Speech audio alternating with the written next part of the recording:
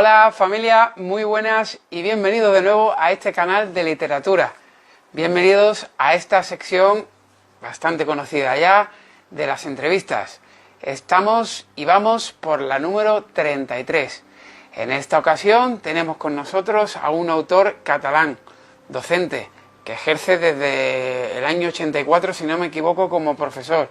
Alguien avezado y experimentado en lo que es el tema de las letras, pero en realidad que ha escrito solo un libro, que se llama Luis Bolívar Troya, que ha escrito una novela que se llama Cicatrices del desastre, que pertenece a una saga. No puedo decir qué cantidad de libros porque es una sorpresa, él no lo dirá ahora, a una saga que él ha titulado Los lazos invisibles, ¿vale? Y nos mezcla la novela negra y la histórica, que según tengo entendido, para él es lo que más le gusta. O sea, que está dentro de mis gustos porque ya os digo, como algunos sabréis, pues la novela histórica y la novela negra son las que me pierden a mí en todos los sentidos. Así que bueno, para todos aquellos que son nuevos en el canal, daros la bienvenida por estar aquí y por supuesto os comento un poquito cómo va la dinámica de este sistema de entrevistas. Cuando conectamos con el autor, yo le cedo el canal para que él nos cuente lo que quiera y conforme vaya hablando le hacemos las preguntas pertinentes. Así que bueno, ya os digo, no soy yo el protagonista es Luis y bueno, vamos a contactar con él, espero que crucemos los dedos de que no haya pasado nada y que no pase nada, que todo vaya bien y entramos en directo. Así que vamos allá, vamos a entrevistarle. Ahí está. Hola, buenos días. Buenas tardes. Buenas tardes. Bueno. ¿Qué tal? Bien, ¿Todo bien? bien, sí, sí. ¿Me escuchas bien? Sí, te escucho perfectamente. Vale, igual que yo. ¿Bien? Sí, perfectamente. Bueno, pues muchas gracias por darme la oportunidad de estar en tu canal y de poder presentar la novela. Pues nada, hombre, un placer. Bueno, como he dicho en la entradilla, antes de que se me fuera la pelota y el santo al cielo, estamos con Luis, así que nada, Luis, tú eres el protagonista aquí, te cedemos el canal para que nos hables un poquito de tu novela. Yo ya tengo cierta idea de qué va, no he querido decir nada porque yo en este caso prefiero que seáis vosotros los que la presentáis y que vendáis el pescado, como se suele decir. Así que nada, cuando tú quieras, empieza, cuéntanos un poquito de ti y ya después hablamos de la novela y de lo que se nos vaya ocurriendo. Así que adelante. Muy bien, Óscar. Pues mira, te comentaré yo, como tú has dicho, bien has dicho, desde el año 84 trabajo en el mundo educativo. Entonces, he sido profesor de las diferentes etapas educativas preuniversitarias. He estado en primaria, he estado en lo que antes era el ciclo superior de primaria, sexto, séptimo y octavo, haciendo aula taller con alumnos conductuales. Después he pasado a trabajar en la educación especial con alumnos con necesidades educativas especiales. Posteriormente he trabajado en el instituto para acabar los últimos 15, 20 años trabajando de orientador en un instituto de Reus. Entonces, claro, el trabajo ya era diferente. Por una parte están las clases, por otra parte la orientación que haces a los chavales y sobre todo la atención a aquellos chavales que tienen más dificultades tanto a nivel de aprendizaje como a nivel de personalidad, de trastorno, cualquier cosa. Especialmente de remarcar y sobre todo valorar el trabajo de mis compañeros de los últimos 2 o 3 años de la pandemia, que realmente ha sido bastante desesperante. Quiero decir que en el tema pues claro, hemos tenido muchos problemas con chavales, con una multiplicación exponencial de chavales que de alguna manera se le ha disparado todo aquel tema de algún tipo de trastorno, como puede ser anorexia, puede ser autolesiones, fobia social, etcétera. Ha sido unos años complicados y creo que el profesorado en general de primaria y secundaria han dado la talla en este sentido porque era muy complicado tanto a nivel escolar como después a nivel de preparación de las clases de trabajo vía internet. Tenías que actualizarte de un día para otro, no sabías nada y tenías que saberlo todo. Entonces, bueno, hemos ido defendiéndonos. Yo tengo que decir que ahora ya, en este momento, ya estoy jubilado. Quiero decir que ahora ya hace unos meses Y bueno, me dedico un poco a documentarme sobre la última parte de la saga que bien has comentado tú, que ahora hablaremos de ella un poco. O sea, hablaremos de la novela en sí, pero de la saga en general, porque va todo muy unido. Como el protagonista aquí en realidad es tu historia, son tus libros, sí voy a dejar un poquito más adelante este apartado del que has hablado, del tema de todo lo que ha pasado con la pandemia y lo que es la adolescencia, que sí que es verdad que me interesa y creo que a los demás también, sobre todo por aquellos que tenemos niños y que están metidos en el ajo. Es un tema que me gustaría después tocar contigo, pero bueno, vamos ahora a centrarnos en esta saga. Y primero, la pregunta sería muy sencilla, pero a la vez complicada, porque mucha gente me lo dice. Cicatrices del desastre, ¿por qué? Bueno, comienzo un poco. A ver, primero, antes de contestarte esto, te diré, a mí el hecho de escribir como escritor y de escribir una novela en principio tan tardía, no significa que no haya escrito antes. Yo creo que cuando somos pequeños, tenemos 8 o 10 años, en aquella época no había tantos videojuegos, no había tantos ordenadores, etcétera. Entonces el aburrimiento, yo creo que puede ser es una causa muy potente para la creatividad. Y entonces, ¿qué pasa? Que muchos de los críos, que ahora los padres, como toda la vida, se quejan de las vacaciones de verano, pero son muy interesantes. O sea, no hace falta hacer nada especial en verano. Sencillamente, yo creo que a veces nosotros nos aburríamos y como te aburrías, hacías cosas. Dices, bueno, pues vamos a pasar el tiempo. Y claro, ¿qué hacías? Pues igual dibujabas, igual escribías. A mí me gustaba escribir pequeñas historias sin ningún objetivo especial, sencillamente muy absurda. Ahora las recuerdo, no hace mucho las tiré todas porque eran horribles, pero bueno, las he conservado hasta hace poco, hasta este año justamente. Iba trabajando, iba escribiendo y a veces me gustaba crear historias en las cuales después, con una cierta trama, ya cuando era adolescente y tal, en la cual se planteaba ya un asesinato, o sea que ya tenía esa fijación también, pero de forma muy absurda, a lo mejor asesinato de un loro, y entonces investigaba la policía y cómo podemos resolver. Y cuando ya todo estaba resuelto, ya toda la intriga, entonces decía, no, ahora yo quiero que el asesino sea otro. Entonces giraba todo en el último momento para dar esos giros que luego ya he visto que la novela negra lleva mucho en sí. O sea, que es característica de la novela negra, que tú estás pensando, yo con una novela, a la mitad de la novela, ya sabes quién es el asesino y después se confirma, bueno, es que ya la cojo y la tiro, digo, esto no puede ser. Quiero decir, esto tiene que tener otro final. No puede ser que yo a la mitad de la novela ya sospeche que era asesino y además lo adivine, ¿no? Eso es preocupante, ¿no? Entonces, bueno, por este lado siempre me ha gustado escribir, pero resulta que, claro, el trabajo, la circunstancia, luego también mi otra afición de pintar, que también luego comentaremos o lo que sea, pues no me han llevado a escribir una novela, pero resulta que hubo un hecho muy concreto que ha marcado, que ha sido detonante para que yo haya escrito esta novela y toda la saga, que fue que mi hija, cuando tenía 11 años, ahora tiene 26 años y hacía sexto de primaria, está haciendo un máster de psicología forense, quiero decir que ya han pasado los años. Resulta que hizo un trabajo sobre el manicomio de Reus, que es el Pere Mata. Y es un edificio que construyó Domènech i Muntaner, que es el mismo arquitecto que hizo el edificio Sant Pau de Barcelona, el Hospital de Sant Pau. Y claro, ellas hacían un trabajo y traían libros a casa, era un trabajo en grupo. Y en uno de esos libros, lo estuve ojeando, lo estuve mirando y descubrí, me asombré porque no lo conocía, de que el Pere Mata, el manicomio, había sido utilizado como hospital de sangre durante la Guerra Civil. O sea, los heridos de la batalla del Ebro los traían aquí, los curaban, porque los enfermos, digamos, los habían trasladado. Y posteriormente se había utilizado como campo de concentración. O sea, cuando Franco entró en Reus en el año 39, se utilizó como campo de concentración hasta octubre de ese mismo año. Claro, y hubo un párrafo en concreto que me llamó mucho la atención, que decía que los prisioneros, del frío que hacía, quemaban las puertas y las ventanas del edificio para calentarse, porque los prisioneros estaban hacinados, habían cientos de prisioneros allá o miles en poco espacio, como en todos los campos de concentración del franquismo.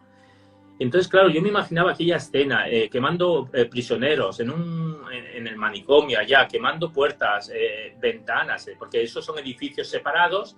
Y claro, me imagino que debía ser en el exterior o en el interior, no sé dónde los quemaban. Pero claro, aquella imagen me vino a la mente y pensé, aquí hay para sacar una novela. Quiero decir, aquí hay una novela, y a mí me gusta la novela negra, me gusta mucho la intriga, el misterio, pero me gusta también mucho lo que es la historia, el ambiente social de la época, etcétera.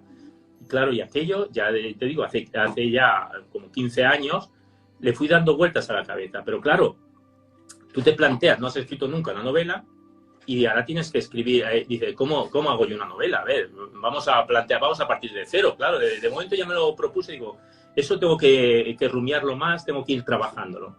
Con el tiempo fui meditando el tema, fui buscando información, fui complementando, etcétera. Mientras tanto, digo, yo tenía la idea, hasta que llegó un momento, pasaron varios años, que el proyecto estaba ahí como aparcado, pero iba trabajando un poco así, sin muchas expectativas de que al final pudiera tirar adelante.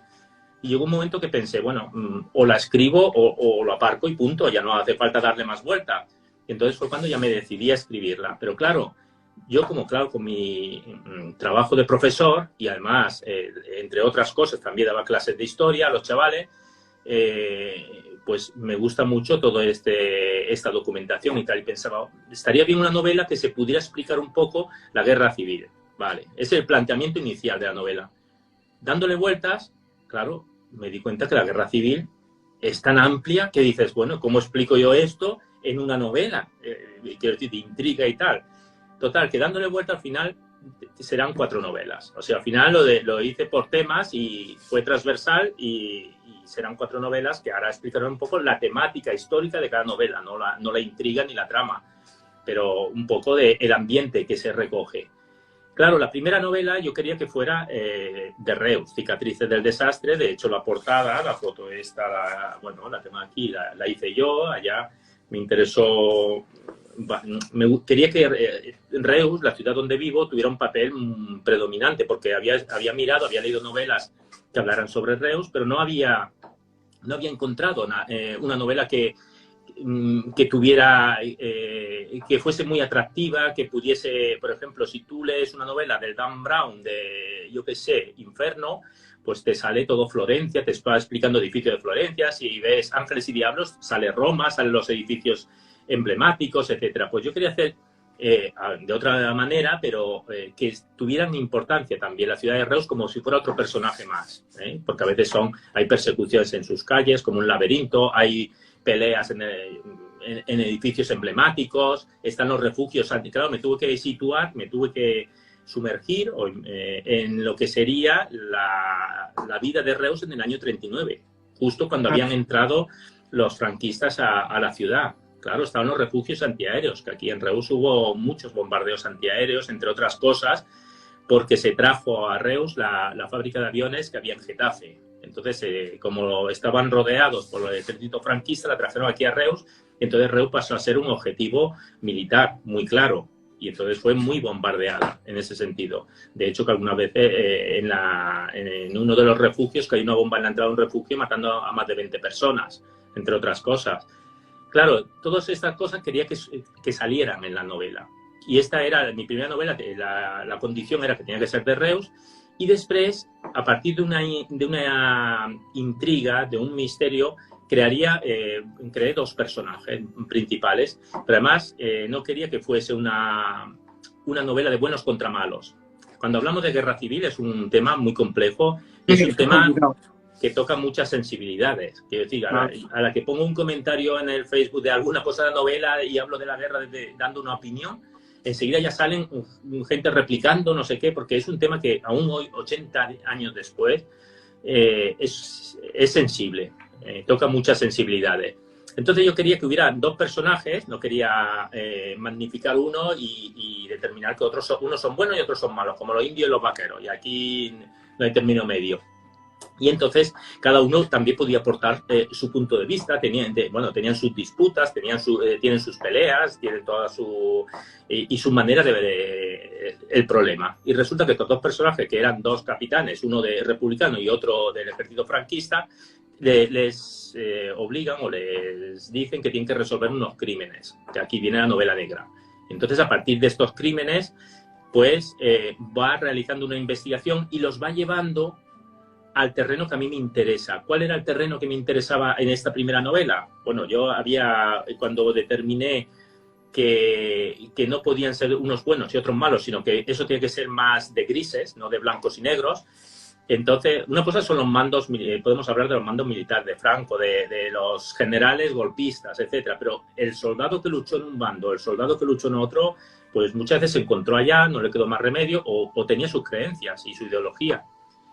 Y entonces, claro, cuando me planteé esto, quería que para resolver la intriga tenía que buscar un hecho anterior para que no fuera muy simple la cosa de decir, bueno, pues estos asesinatos que van teniendo lugar, pues es por la guerra, etcétera. Entonces me fui investigando y me encontré con el desastre anual. El desastre anual yo apenas sabía nada de él, sabía un poquito, había leído algo, pero muy poca cosa.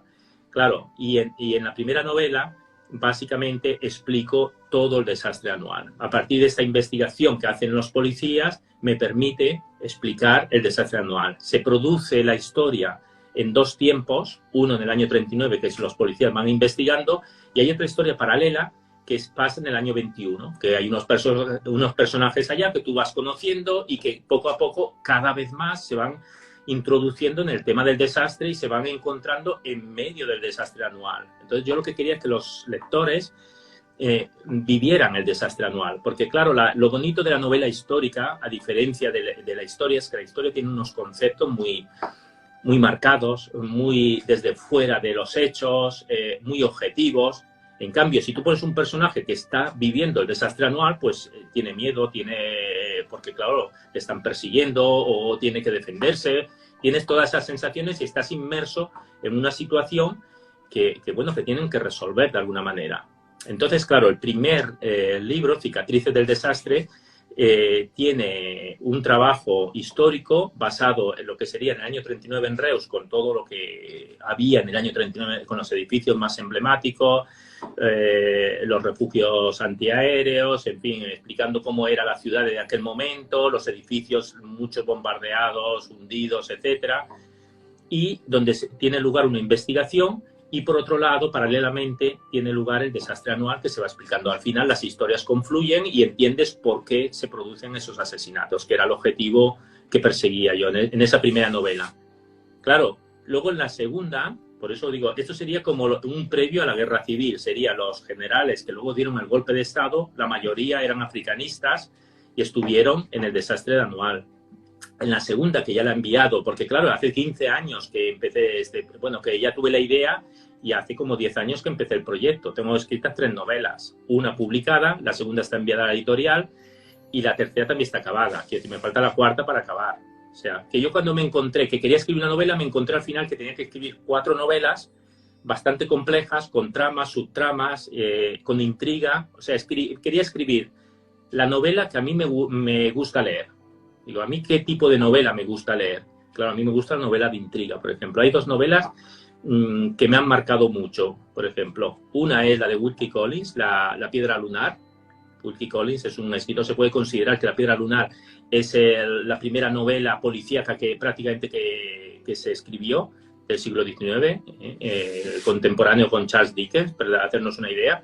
Está muy bien planteada y te genera la trama y la intriga que al final se produce la sorpresa final, de que cuando tú ya piensas que todo tiene una causa, que el culpable es fulanito, donde resulta que a lo mejor hay una sorpresa final. Y otra fue un libro que me hicieron leer en la universidad, afortunadamente de tanto en tanto hacen leer buenos libros en los colegios, las universidades, etcétera, que fue La verdad sobre el caso Savolta de Eduardo Mendoza.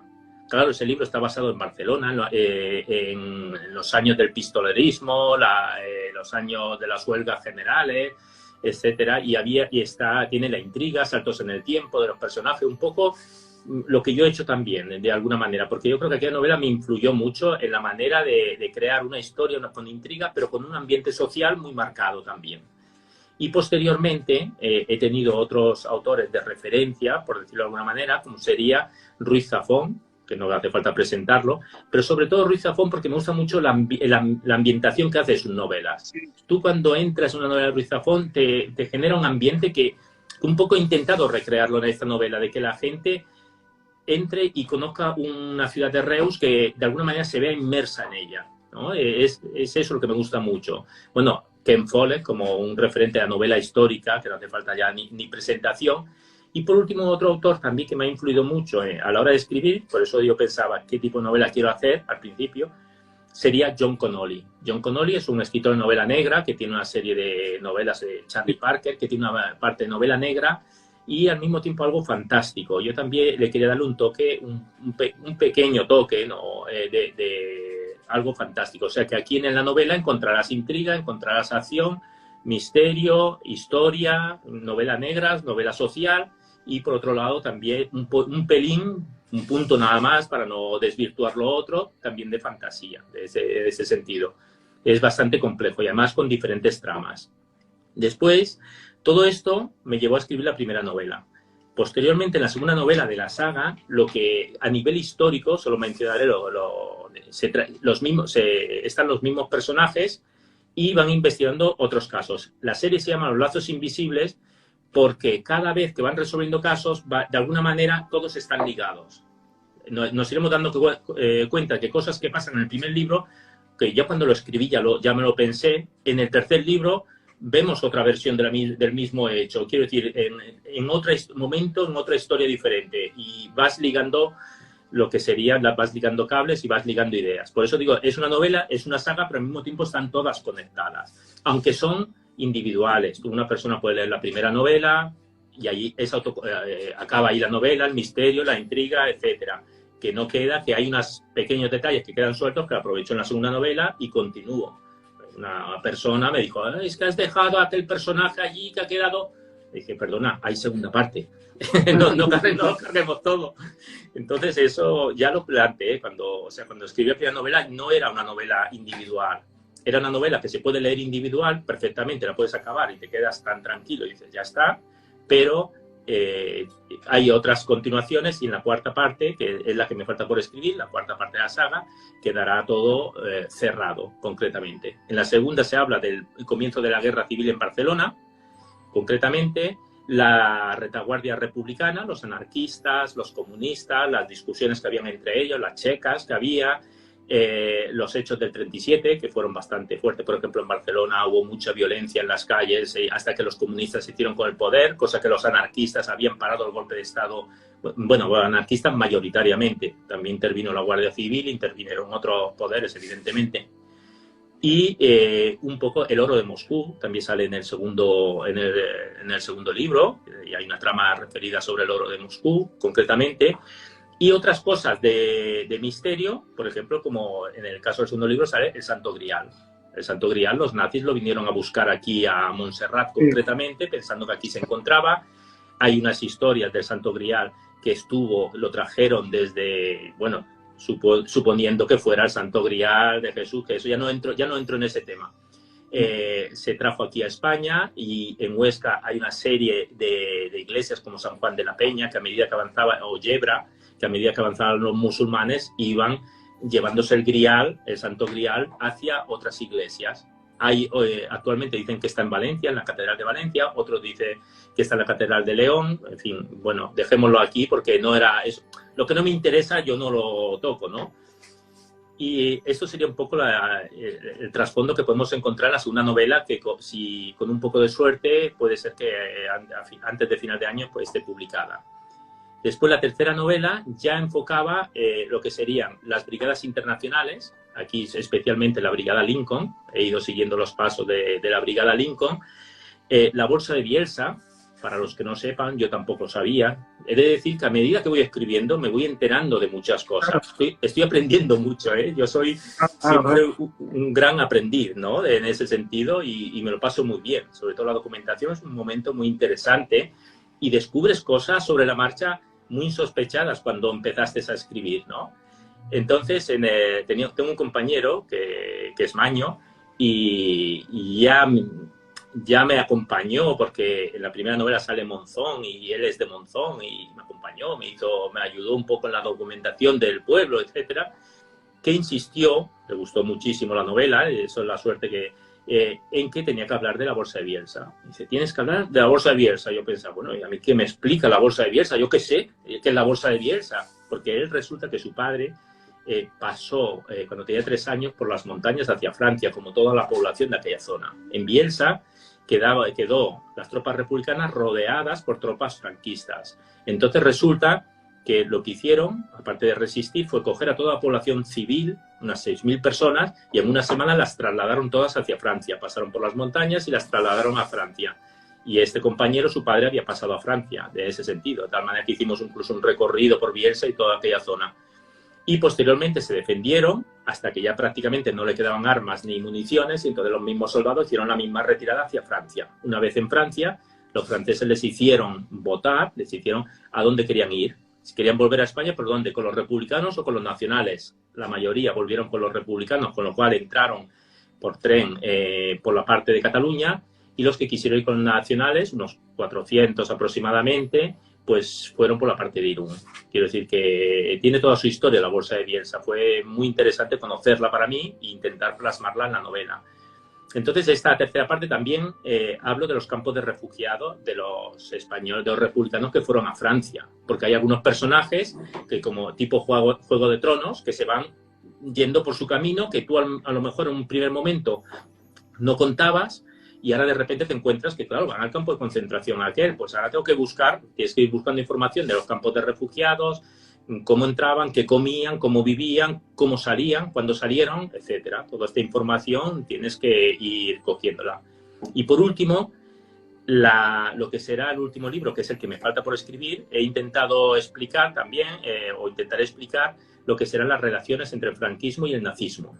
O sí, las ayudas que tuvo Franco de los nazis, lo que sería la batalla del wolframio. España tenía un mineral que era el wolframio, que servía para hacer tungsteno, que servía para refortalecer los tanques alemanes, y entonces, claro, los nazis les interesaba, pero los americanos estaban interesados en que no fuera a manos de los nazis. Entonces había todo un interés por aquí detrás.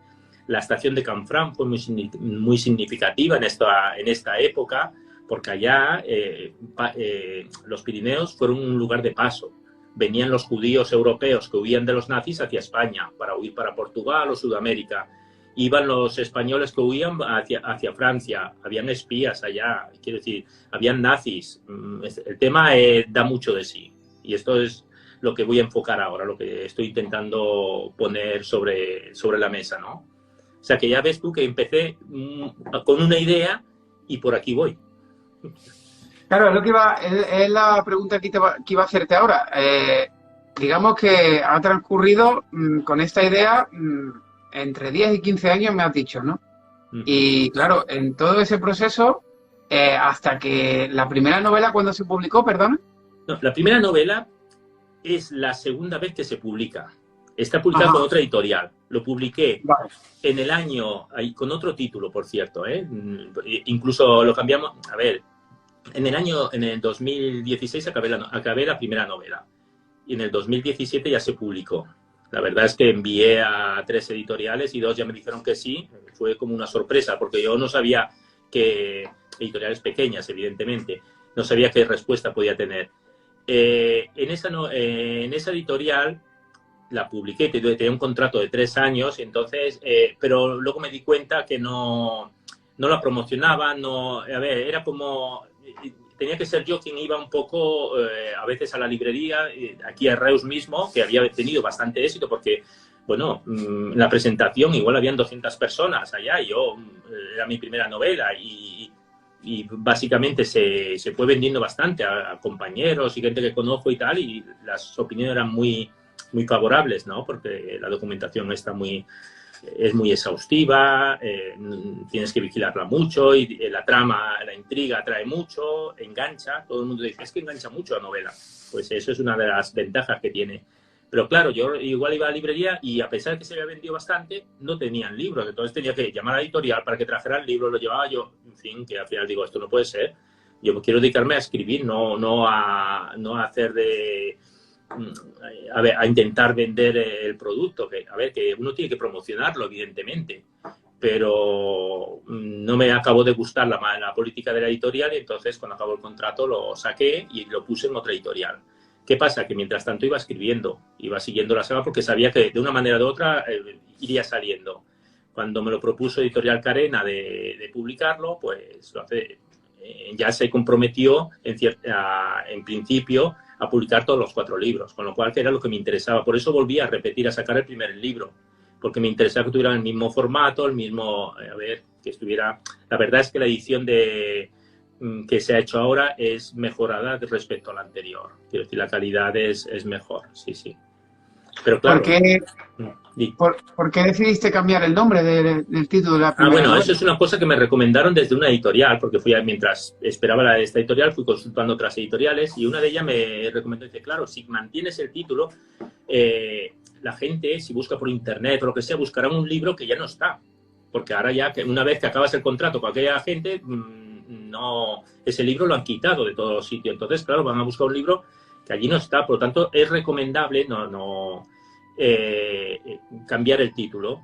Antes le llamaba La sombra de un desastre, concretamente, y entonces yo el desastre, claro, quería que saliera porque era el desastre anual y con la editorial íbamos dando ideas, me iban dando heridas. Yo digo heridas no porque herida es una cosa abierta y eso es cosas que ya han pasado. Claro, al final pensé cicatrices, digo, de las heridas que quedan las cicatrices, que las cicatrices hacen referencia a las cicatrices físicas y mentales, porque claro, algunos personajes que salen en la novela están afectados por la guerra, como cualquier persona que ha sufrido una guerra.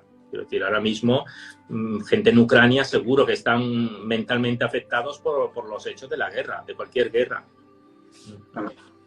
En todo este proceso, ¿cuánto dirías tú de tiempo que has dedicado en la parte documental y en la parte en sí de escribir las novelas? Es complejo de decir, es complejo determinar una cosa. Primero de todo, cuando decido escribir, la primera fue la que más me costó, porque ahora ya tengo, claro, ahora tengo el bagaje ya de la documentación que he buscado en la primera, en la segunda y en la tercera. Si necesito algo ya sé dónde recurrir, qué libro leer o qué... en la primera necesité más tiempo, porque no me acababa de decidir. Es aquello que dices...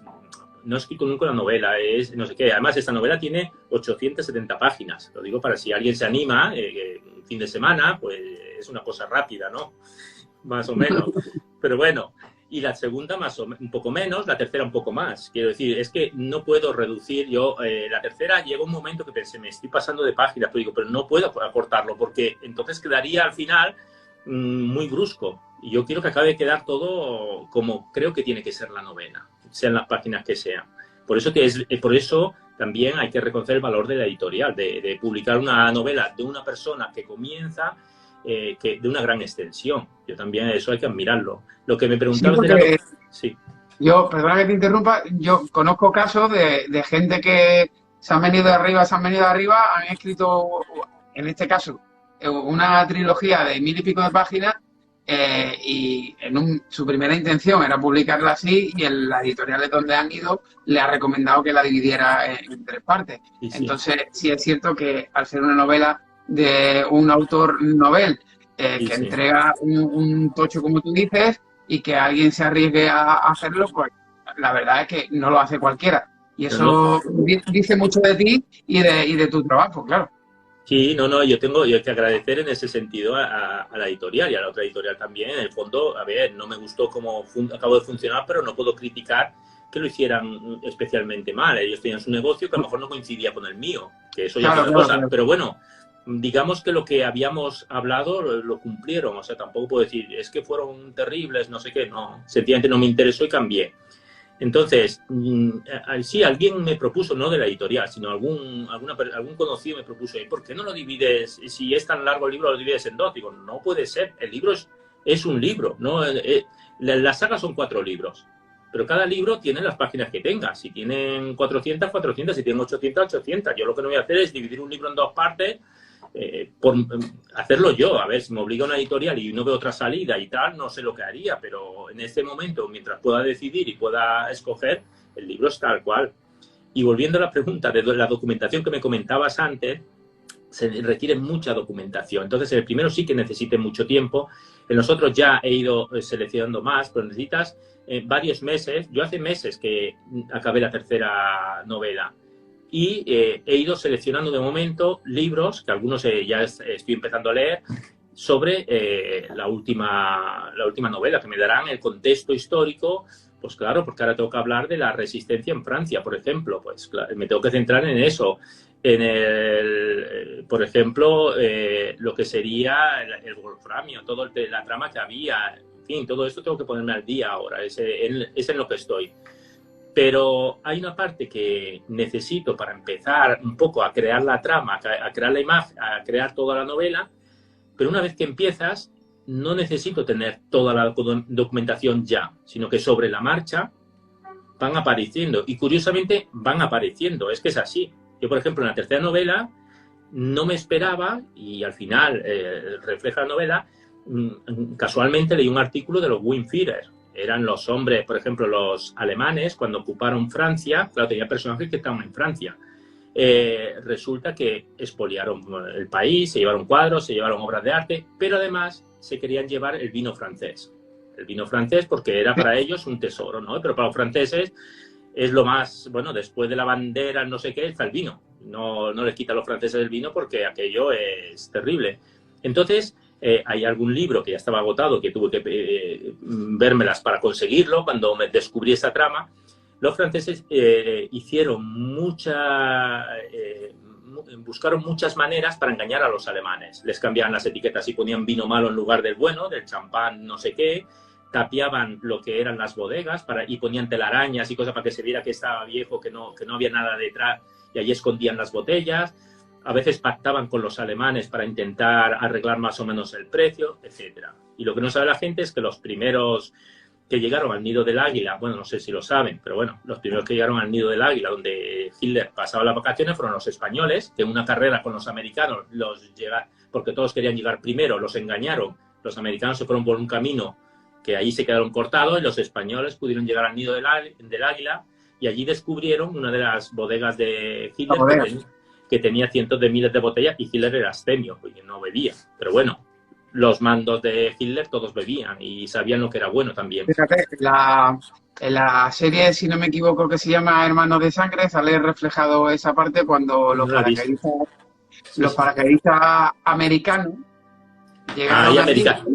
Claro, sí, ellos han reflejado que ellos fueron los que llegaron primero al Nido del Águila y salió esa bodega y toda pues fueron los españoles. Fueron los españoles los que llegaron y los que brindaron con champán ese día por el champán francés. O sea que eso pues para que veas que yo, como siempre los americanos, la historia se la pasan por el forro y hacen lo que a ellos les conviene. Lo adaptan a su público y ellos tienen que ser siempre, bueno, tienen mucha autoestima, se piensan que son los mejores, los más mejores, ¿no?, de todo el mundo, y tienen que hacerlo ver. Pero en ese caso, igual que las primeras tropas que entraron y liberaron París, fueron republicanas, españolas.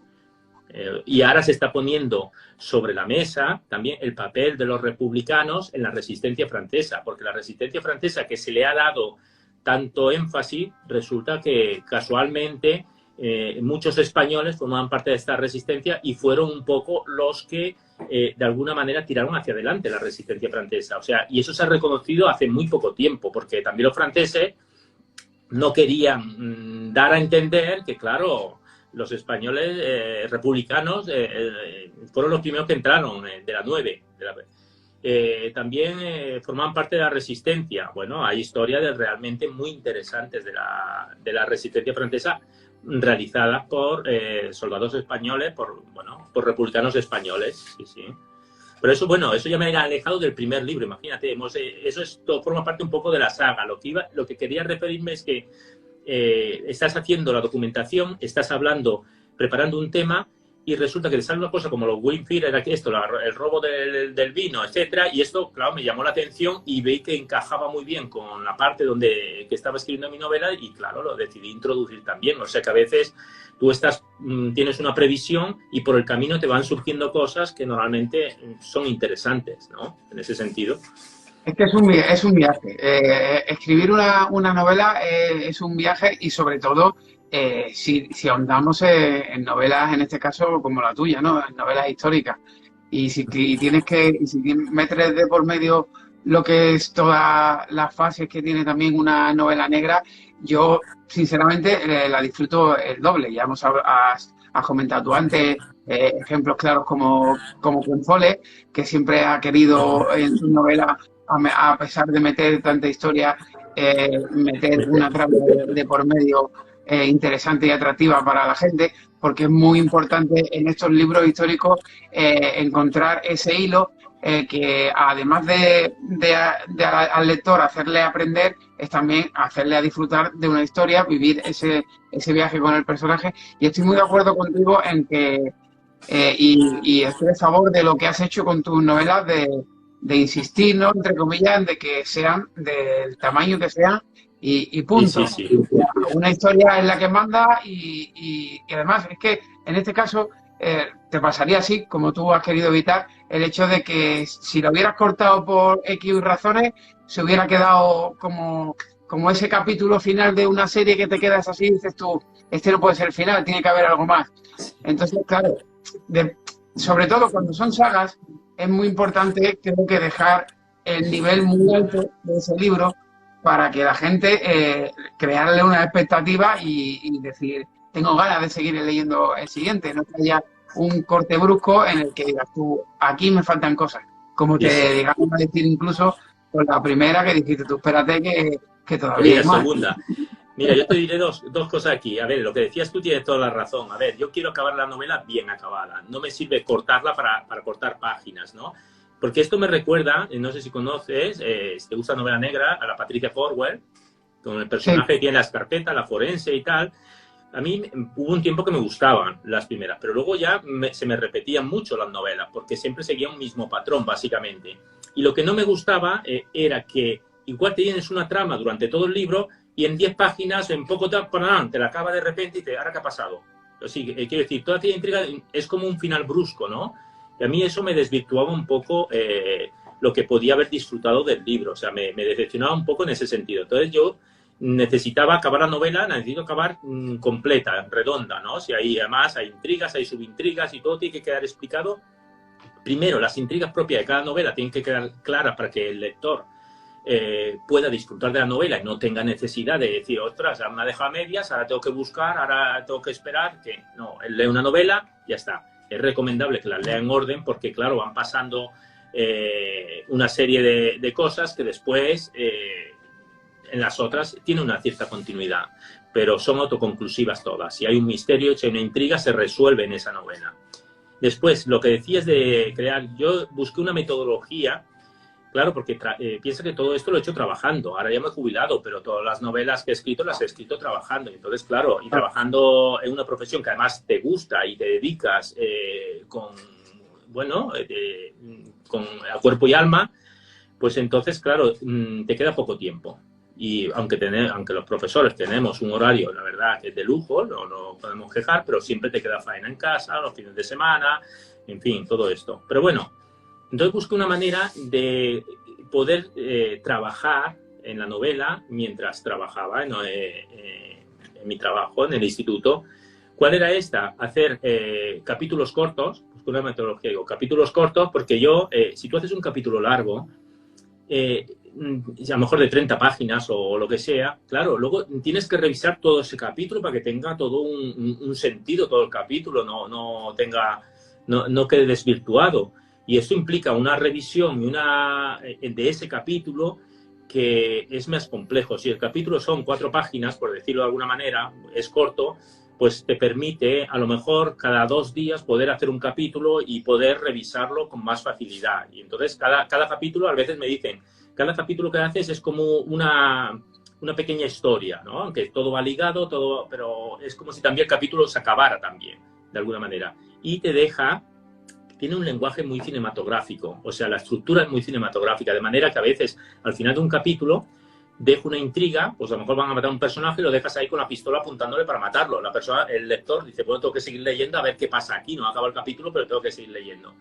Está estructurada de manera que sigue 2 capítulos, organicé 2 capítulos en el año actual, que sería el año 39 en ese momento, y un capítulo posterior, el desastre anual. Entonces iba complementando 2 capítulos, un capítulo. O sea, busqué una metodología para dar una estructura y para que de alguna manera tuviera una continuidad y fuera de fácil lectura. De tal manera que al ser los capítulos cortos, me lo ha dicho mucha gente, y dice, bueno, es que se lee rápidamente, porque además, si es una persona que no lee mucho, lo que sea, puede leer un capítulo a la hora de dormir y ya está, ¿no? Problema, que engancha. Entonces, claro, no puedes dejar, a veces con un capítulo no tienes bastante y la gente pues necesita leerlo.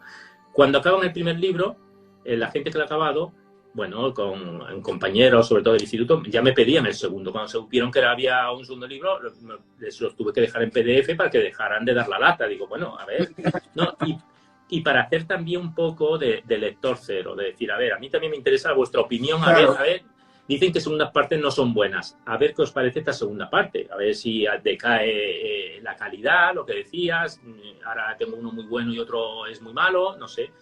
La verdad es que estoy contento porque la valoración, eso me permite saber lo que puedo esperar de la gente, ¿no? Porque la valoración es que el segundo tenía el nivel del primero. Incluso algunos dicen, no, es que me gusta más que el primero. Bueno, pues me parece perfecto. Yo, con que mantenga el nivel, está muy bien.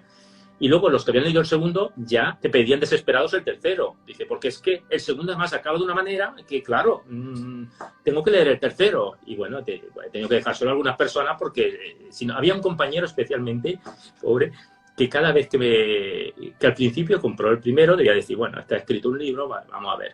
Y luego me iban enviando por WhatsApp, y ahora pasa esto, y ahora cambias personaje, y ahora esto, no sé cuánto. Y hubo un tiempo luego ya no lo oí hablar.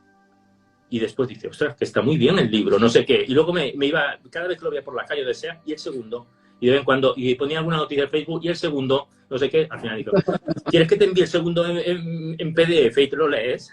Porque es que era así, ¿no? Y la verdad es que estoy contento con la recepción de la gente que lo ha leído y por las valoraciones que han hecho. La verdad es que son muy positivas, sí, sí.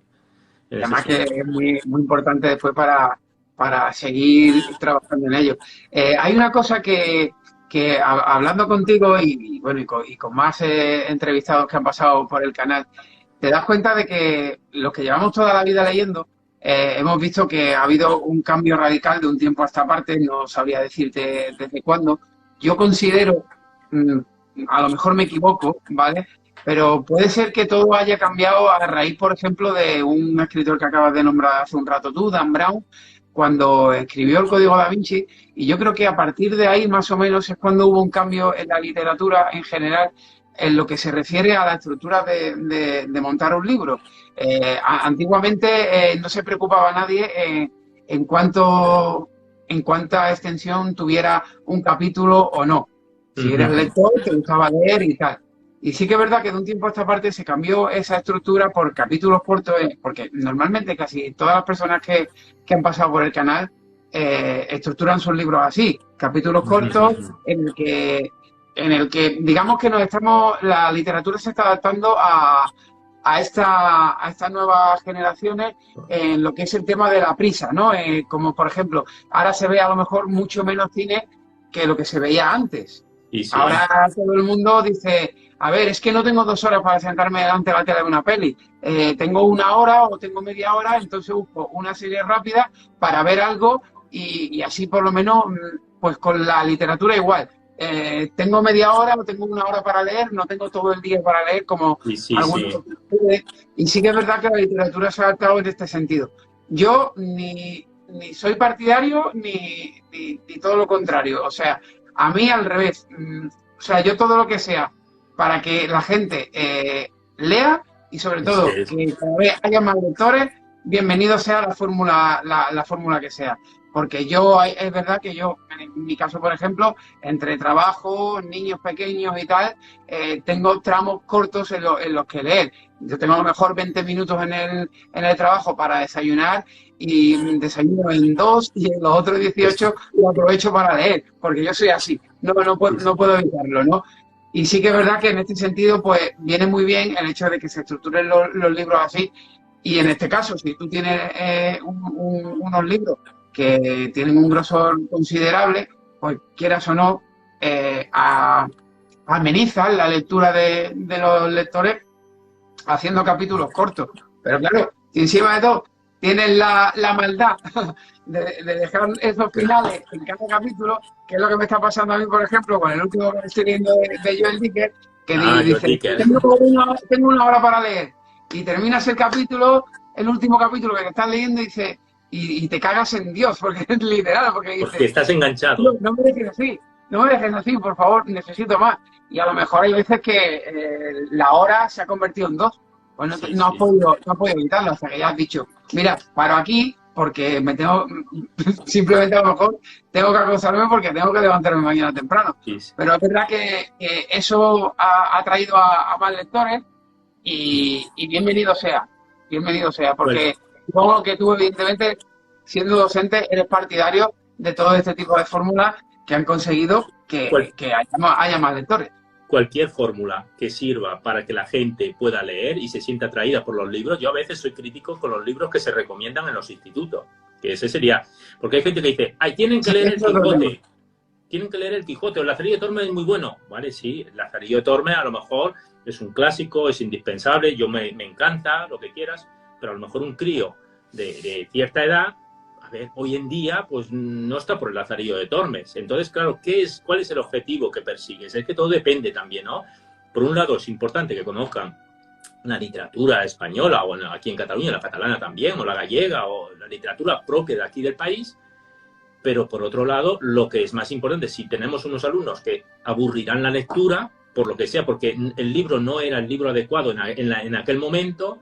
Pues entonces es triste eso. Yo a mí, recuerdo un amigo que me comentaba también como profesor, dice, tú cuando empezó a salir los libros del Harry Potter, que yo ni los había leído, no sabía en qué todavía lo que era, ahora ya es imposible decir, no sabe quién es Harry Potter, ¿no? Decía, ¿tú qué piensas de que los críos lean los libros de Harry Potter? Claro, pues que lean los del Harry Potter, que lean yo es que les digo a los críos, es que aunque sea un periódico deportivo, tenéis que leer algo que os guste. Y entonces, claro, lo importante es que cojan esta afición a la lectura. El hecho de que los capítulos sean cortos responden más bien, en mi caso responden fui bastante consciente de que necesitaba hacer capítulos cortos si quería hacer el libro, porque si eran los capítulos muy largos me dificultaba la posibilidad de trabajar en el libro. Claro, esto ha favorecido además pues que puedes generar una intriga, no al final de cada capítulo, pero de muchos capítulos al final, pues siempre dejas una cierta intriga y entonces creas esa sensación de querer leer más. Bueno, es una estrategia también. Que hay autores que han visto que esta es una posibilidad para atraer más lectores, pues bienvenido sea. Al final se trata de leer. Y el que lee un libro con capítulos cortos también leerá un libro con capítulos largos. Es que al final todo... y leerá un libro clásico o leerá cualquier otra cosa que tenga inquietud por leer. Lo importante es que podamos leer, porque si no... no tiene sentido que tú obligues a leer, por ejemplo. Yo, por ejemplo, cuando hacía clases de psicología en el bachillerato, les hacía leer un libro siempre. Pero claro, yo miraba primero qué libros eran, a ver, a qué libros me gustaban a mí, que pudieran ser atractivos para ellos. Claro, los chavales normalmente estaban, bueno, uno que recomendaba siempre, o casi siempre, era El curioso incidente del perro a medianoche, no sé si lo conoces, de Mark Haddon. Es de un niño autista y cómo vive el niño autista, intenta investigar un asesinato de un perro y entonces va haciendo toda una serie de investigaciones y tal, pero desde el punto de vista de un autista. Entonces, si tiene que hacer un plano, hace un plano, porque tiene otra forma de funcionar diferente de la nuestra. Entonces, claro, eso a los chavales les llamaba mucho la atención. Era un libro sencillo de leer, era un libro, por ejemplo, los capítulos estaban ordenados por números primos en lugar de capítulos, porque tienen otra manera de trabajar. Y claro, les gustaba mucho. Claro, mi objetivo, ¿cuál era? Que intentaran aprendían cómo era, claro, era un niño autista, cómo vivían, cómo percibían las cosas, pero al mismo tiempo leían un libro que después en las valoraciones todo lo valoran como muy positivo y muchos decían que era el mejor libro que habían leído. Y no, evidentemente que hay otros mejores, pero claro, de los que han leído ellos, a lo mejor es de los que más les ha atraído. Y esto es interesante. Lo interesante es que puedas enganchar al público a la lectura, porque yo creo que si hay algo que es positivo, que es creativo, que te ayuda a desarrollar la imaginación, es la lectura. Una película, por muy bien que yo soy un cinéfilo también, me gusta mucho, pero ya te lo dan todo hecho. Quiero decir, ahí no tienes que inventar nada, no tienes que imaginártelo. Yo El Señor de los Anillos, cuando lo leí, fue un descubrimiento. Quiero decir, era el libro máximo que había leído. Lo leí con 18 años porque me estaba sacando el carnet. Creo que en un día leí el segundo libro o en 2 días, una cosa que no podía dejarlo. Claro, aquel día iba haciendo prácticas, tuve un golpe con el coche, porque no estaba yo por el coche, me acuerdo perfectamente. Pero yo no recuerdo haber leído otro libro que me haya apasionado tanto como aquel. Y luego me llamó la atención con el tiempo y pensé, ¿cómo puede ser que un libro de fantasía y tal me haya causado tanto impacto? Claro, luego vi que había sido declarado por los críticos ingleses como la mejor novela inglesa del siglo XX. Pensé, claro, es que además está bien escrita. Quiero decir, es que... Es una delicia, es una delicia. A todo aquel, ya no es cuestión de catalogarla como novela de fantasía, No, tiene mucho más, tiene es que mucho supera más todo eso. y de todo, y de todo. O sea, es algo, yo también me lo leí, sí, tendría por ahí 18 años por ahí, porque fue cuando hice la objeción de conciencia por no hacer la mili, el sitio donde estaba, un compañero me lo dejó. Y me lo dejó el tocho entero, no las 3 partes que se No las hicieron 3 partes. me lo leí de corrido y es que no podía parar, no podía parar. Pues, es algo increíble. Lo único que siempre digo de ese libro sí que es verdad que hubiera quitado varios tochos de canciones porque ya las canciones llegan un momento que aburrían un poco, ¿no? Pero todo lo demás es una delicia. Y claro, ya cuando cogió Peter Jackson y sacó las películas que son tan fieles y tan iguales, Son muy buenas las películas, de las mejores adaptaciones que se han hecho de un libro al cine, eso es verdad. No, obviamos el hobby, lo obviamos porque eso ya es otra cosa. Es otra tela que contar, pero sí que es verdad que da gusto. Bueno, Luis, antes de encarar la última parte de la entrevista, antes lo han nombrado por encima, pero como siempre digo y tengo la ocasión de hacer esta pregunta en el canal y sobre todo que como siempre digo, es lo único de lo que me aprovecho de vosotros en esta entrevista, es para aprender un poquito también de vuestra metodología de trabajo. Y Sí. bueno, ya nos has comentado que tú primero intentas documentarte bien para después escribir, lo que pasa que, claro, conforme todo lo que has ido escribiendo ya tenía una base buena para seguir escribiendo, pero ¿cómo encara Luis un libro? Porque desde un principio nunca había escrito ni uno y me has dicho, ¿cómo lo hago? ¿Cómo fue esa metodología y cómo ha ido evolucionando a través de estas 3 novelas escritas hasta ahora?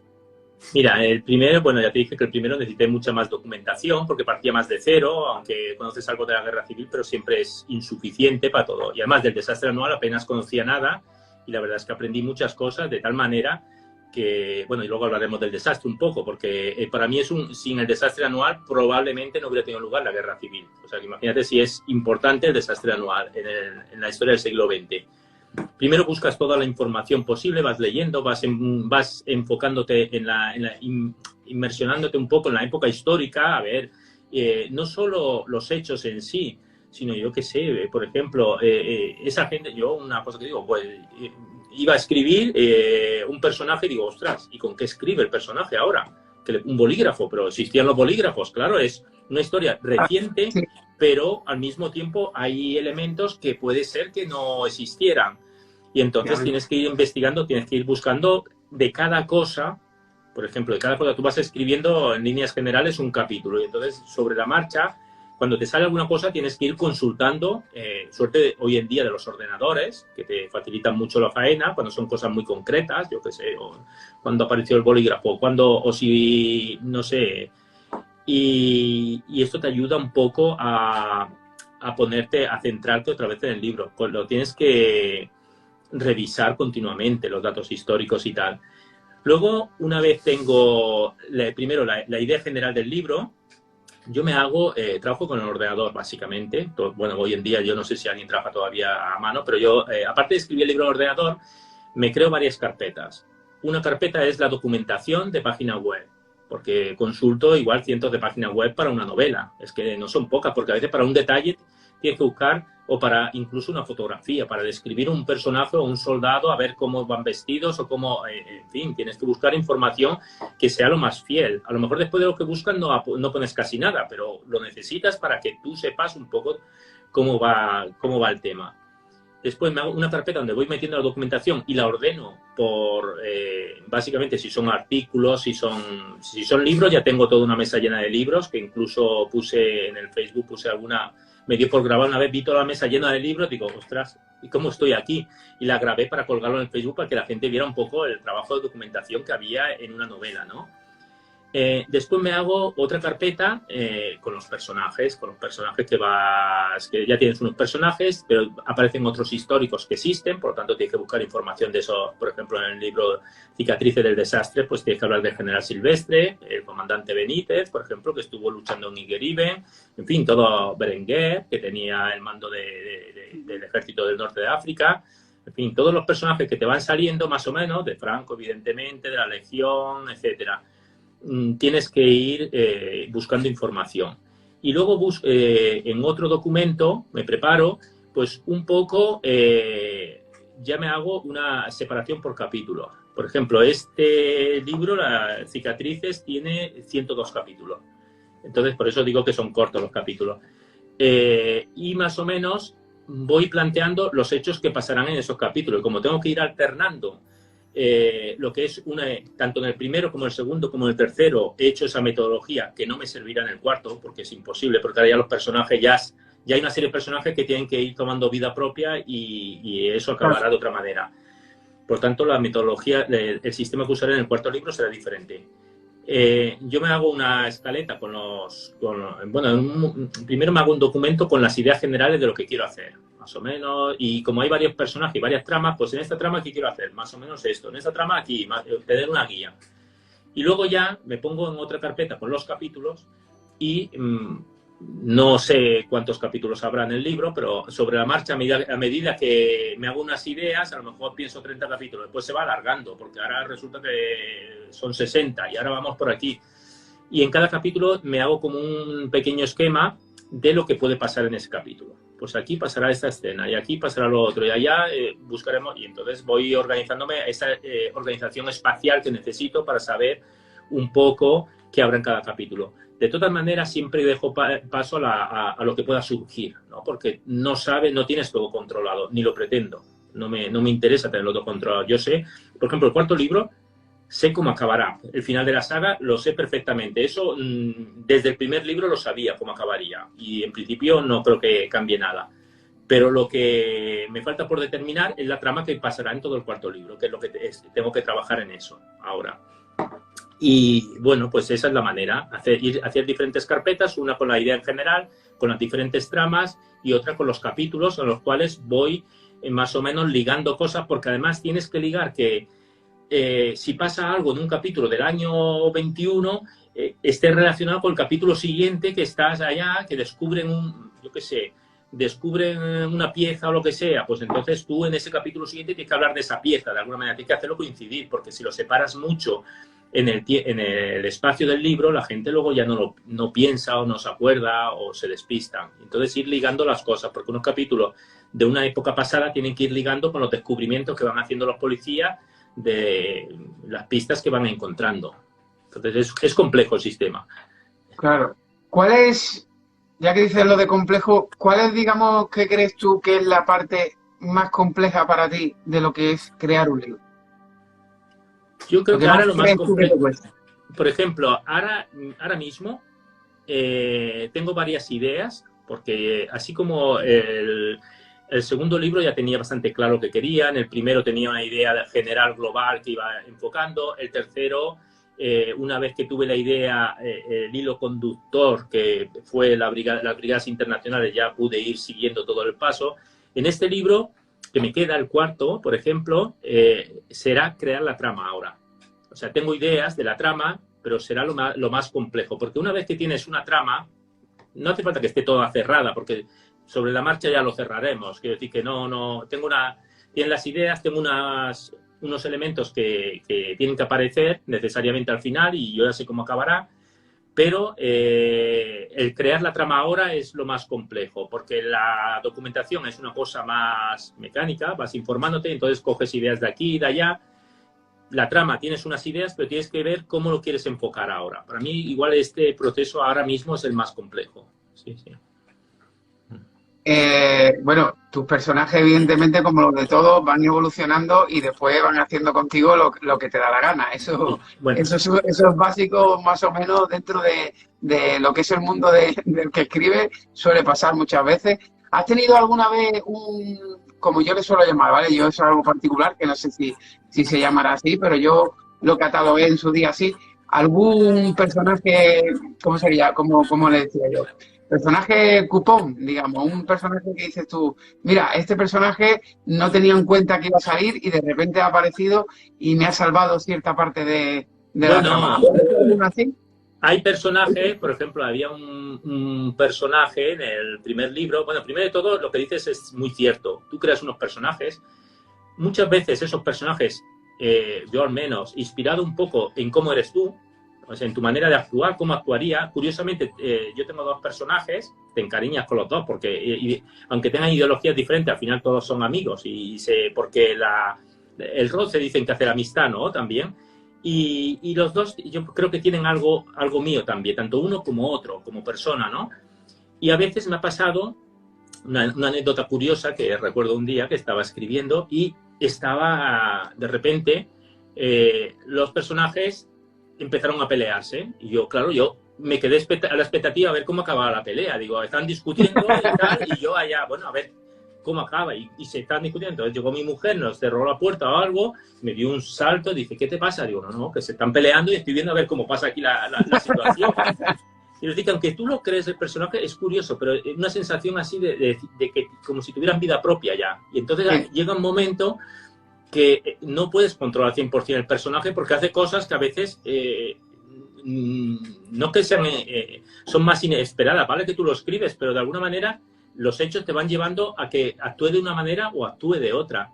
Y algún personaje, como decías, que haya salido allá, por ejemplo, hay una criada de una casa y tal, que luego algunos lectores dicen, oh, es que es muy graciosa, además es de Baza, es de Andalucía, porque nosotros vamos cada año allí a Castilleja, a Granada, porque mi mujer es de allá, mis padres también son de Granada, y con el hablar típico de Baza también, la pongo allá, y es la criada que lleva unas gafas, que además lleva unas gafas de sol, que solo tienen una lente, concretamente. Y dice, ¿cómo que solo tiene una lente? Y dice, no, porque necesito la gafa de sol, me la ha recomendado el médico. Dice, pues cuando me canso de uno, pues la pongo en el otro y así la vamos alternando. Pero es que curiosamente yo tenía un tío que allí en Granada que hacía eso, tenía unas gafas de sol con una lente. O sea, quiero decir que la idea estaba sacada de allá. Y el personaje, pues, también tenía su gracia y se encariña a la gente con él porque es una persona muy próxima, que les hace la comida, que no sé qué, que un día le invitan a comer los policías y hay otro tercer personaje que es el conductor, que es un rifeño muy misterioso, y al final también forma parte del equipo. Y un día la invitan a comer a ella, que se quede, y ella se queda porque hacen una paella y empiezan a hablar de asesinatos. Empiezan a hablar de asesinatos, de Jack el Destripador, del otro, para intentar buscar un nexo de unión en los crímenes que se están produciendo. Claro, la mujer al final dice, no me extraña que yo aquí no me quede a comer, porque de verdad que esto no sé quién lo aguante. Claro, es que diciendo aquí una viene y aquí tú hablando de muertos y de asesinatos, ¿no? Y son personajes que un poco inesperados, no lo planteas en un principio en la trama, pero salen y ocupan su espacio también. Son interesantes. Te cuesta mucho ponerle título a los libros? Mira, no, los títulos los tengo puestos, los tres tienen su título, ya están registrados y tal. El cuarto le voy dando vueltas porque, claro, igual que el primero, Cicatrices del Desastre, es un título duro y es un título que hace ver que puede pasar cosas como negativas. El segundo también es duro y el tercero también es duro. Digo, el cuarto, que es el último, no sé, tendría que ser un poco más suave para dar la impresión de que la cosa puede acabar bien, ¿no?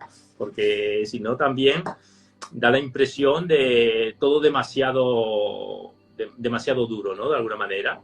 Cicatrices del Desastre, dice, son dos palabras con connotaciones negativas de alguna manera, ¿eh? De que pasa algo malo, de que ha habido alguna desgracia, lo que sea. Pero no, yo creo que a la que me ponga a buscar el título lo encontraré. O a medida que vas escribiendo a veces, alguna cosa, alguna frase te viene y dices, ahora esto. Intento buscar un título, al menos en esta de la saga, que refleje el sentido global, que no sea una cosa concreta del libro, no es ni el nombre de un personaje, ni el nombre, sino una que refleje un poco la idea de todo el libro. Por ejemplo, si yo qué sé, no te quiero dar indicativos de los títulos del segundo hasta que no salga y tal, pero bueno, que de alguna manera pueda explicar lo que va a encontrar el lector en el libro. Porque el título, la portada y la sinopsis yo creo que son muy importantes para que el lector pueda, pueda coger el libro y pueda decidirse a comprarlo, por ejemplo, o a cogerlo de una biblioteca. Quiero decir que tiene que haber algo que atraiga, ¿no? Yo pienso que el título tiene su importancia. La imagen de portada yo la cambié respecto a la edición anterior porque no me acababa de gustar, y aquí quería que fuera algo de Reus concretamente porque tiene un papel importante Reus. Aquí salen los diferentes edificios, sale el campo de concentración, sale el campanar de Reus, los refugios antiaéreos, lo que es el centro de lectura, bueno, en fin, todo el general Prim. Explico la historia de cómo fue asesinado el general Prim, que es un personaje de Reus también. Fue asesinado en Madrid. Habían 3 equipos preparados para asesinarlo aquel mismo día. Salió en Cuarto Milenio, que lo estuvo, vamos, publicó libros sobre ello. ¿Cómo se llamaba este hombre? Pérez Caballero, creo que se llamaba, que murió hace poco, y fue bastante ilustrativo, y la verdad es que fue un caso muy sonado de la época, evidentemente, y vamos, estamos hablando de un magnicidio, ¿no? Un magnicidio, es que fue un magnicidio en toda regla, y supuestamente quien se benefició del magnicidio fue el general Serrano, que después gobernó España. Quiero decir que le salió bien la cuenta de alguna manera. Sí, sí. Bueno, pues también lo explico en el libro. Quiero decir que a pesar de que sea novela negra, que sea intriga, que haya misterio, que enganche al lector, también me gusta aportar. Por eso decía que Reus para mí tiene un papel importante.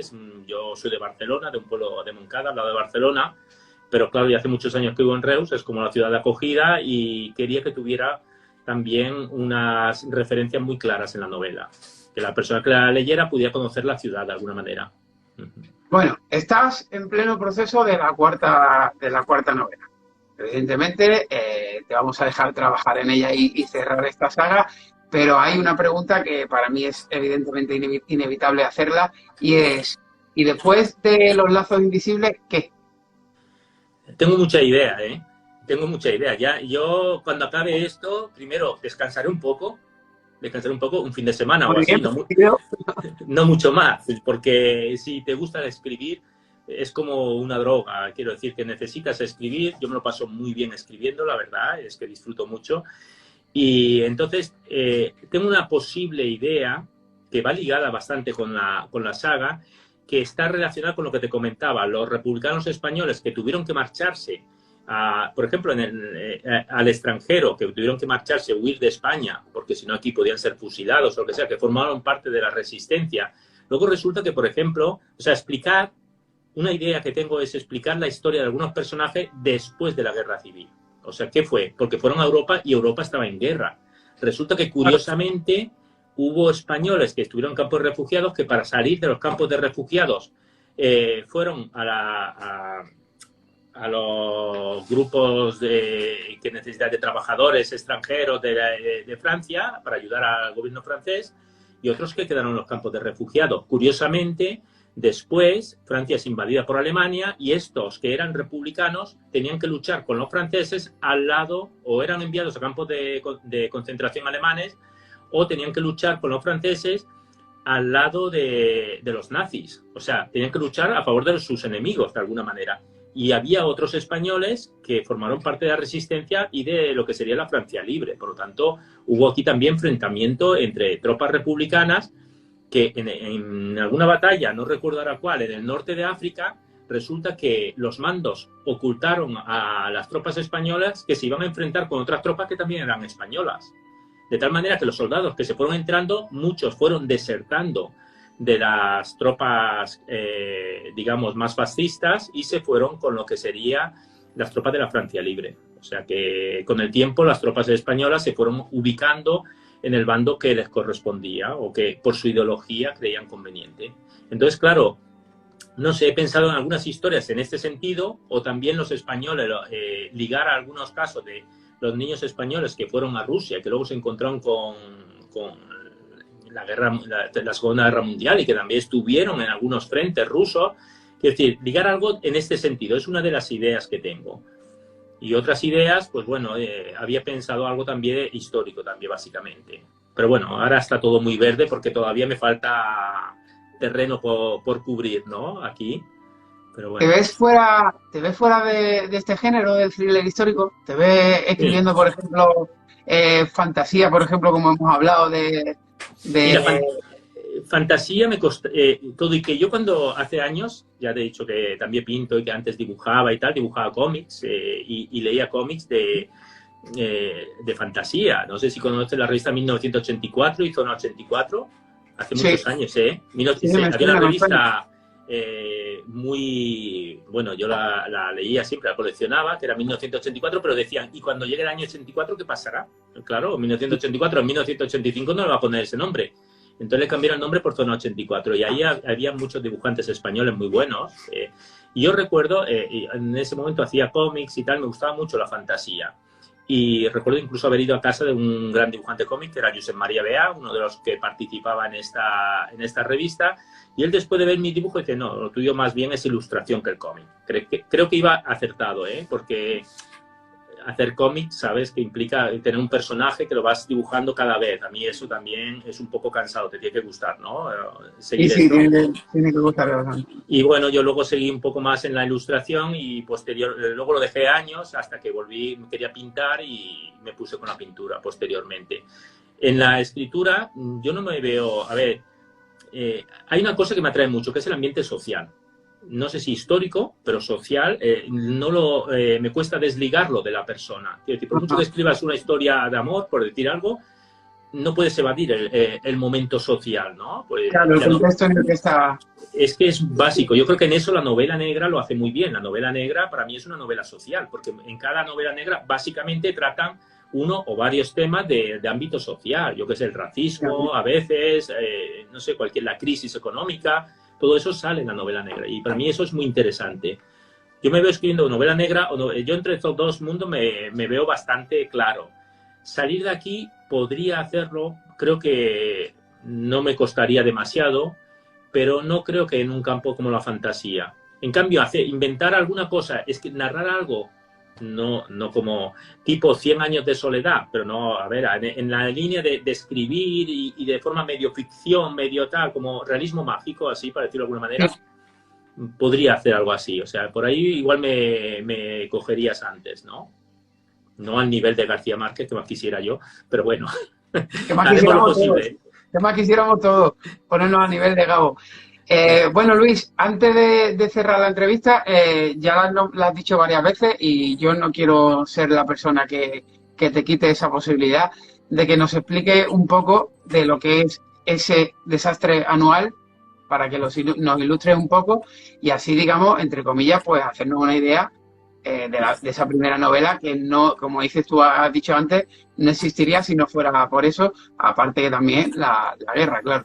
Así que si no te importa, explícanos un poquito, ilústranos un poquito sobre ese desastre anual. Bien, los lectores que quieran leer El desastre anual encontrarán una novela negra ambientada en una época histórica que es el año 39, la posguerra española.